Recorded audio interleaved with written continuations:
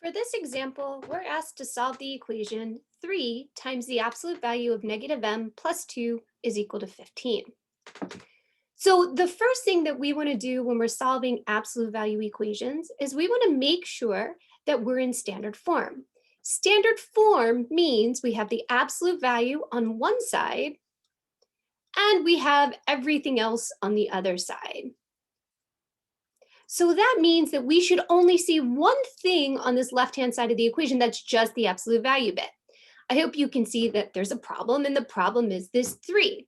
The question is, well, how do we get rid of this 3 in an algebraically safe manner?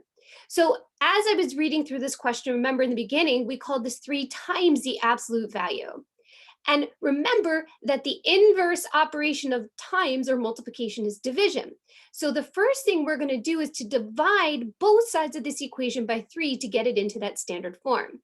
And we're left with this 3 and this 3 cancels out and gives us 1, which is okay because 1 times anything is that thing itself. That's what we wanted.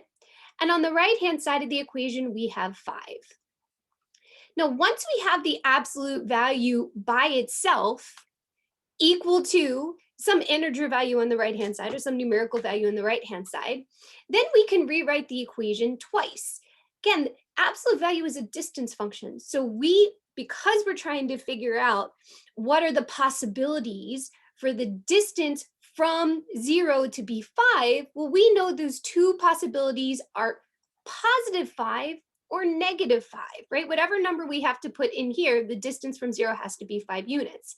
So that means that one of the answers will be positive 5 and the other answer will be negative 5.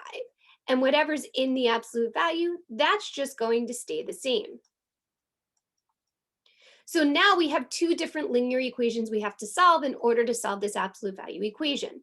The first thing we're going to do in this bit of the linear equation to get m by itself is to subtract 2 from both sides. We're left with negative m is equal to 3.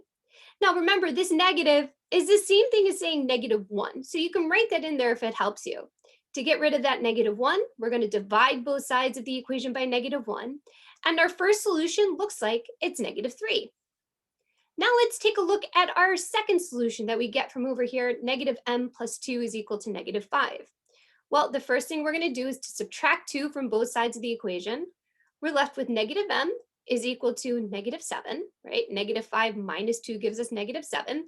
And just as we did before, we said, okay, well, this negative in front of the m, that's the same thing as saying negative 1. And then we can divide both sides of that equation by negative 1. And we end up with m is equal to positive 7. So this equation has two solutions. The first solution is negative 3, and the second solution is positive 7.